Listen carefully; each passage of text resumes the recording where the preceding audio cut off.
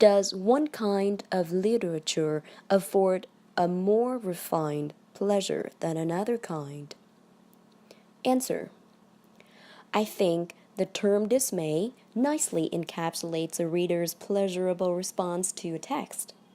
It's a dismay predicated on our ability to recognize the interruption, comprehend the revealing departure, and appreciate its implications. What all these interested parties are saying is that a successful work of literature depends on a successful reading of its contents, and that the pleasure involved derives from the text's power to immerse us, enchant us, surprise us, and teach us. So far, so good. But then, there's nothing certain that you find the same pleasure in the same lines, passages, and books that I do.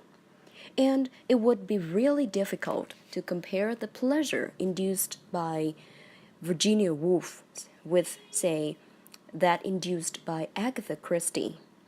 Surely, you would feel little of the dismay when perusing Wordsworth's Resolution and Independence, a poem that many authors believe holds pleasures for the informed reader.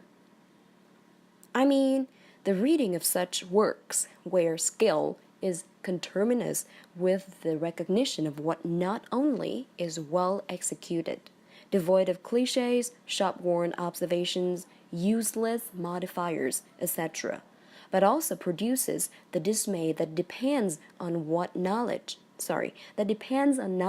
of previous works, the better to discern both originality and difference, rendering a more complicated or higher form of pleasure. What matters here, therefore, is not only our ability to spot something old, but the work's ability to achieve something new while seducing us through magical proficiency and power of observation. After all, if the gift isn't worth unwrapping, it doesn't really matter what departures or references we recognize, right? We all have a list of favorite poems and novels, including those that impressed us when we were adolescents and may still raise goosebumps 30 or 60 years later. But if 10 readers read the same book, each will have a different impression. And if you read the same book after years, in the same way you will have a different perception of it. Sometimes the pleasure fades, sometimes it intensifies. Because life has a way of changing how we feel about both people and books. This tells us two things. The first is that a good novel never has a thesis, or rather, if it has it, it's never declared. An advertisement has a thesis. A political program has a thesis, but not a novel. The second is that this happens because reading a book is always a connection, a dialogue between its content and the reader. The book, of course, does not change, but the reader does. He changes in his background, in the maturation process, in his moods, and so on. So, there may come a day when stately, plump Buck Mulligan won't make me smile, when P.G. Woodhouse's story will leave me cold, when Dylan Thomas's craft or sullen art won't produce an admiring gasp. Until then, however, I'll judge the new poems and novels by the sound and the sense of books that have become imprinted on my memory. In general, reading a book is like living abroad, and how one responds to literature depends on what one has responded to before encountering the idea of literature.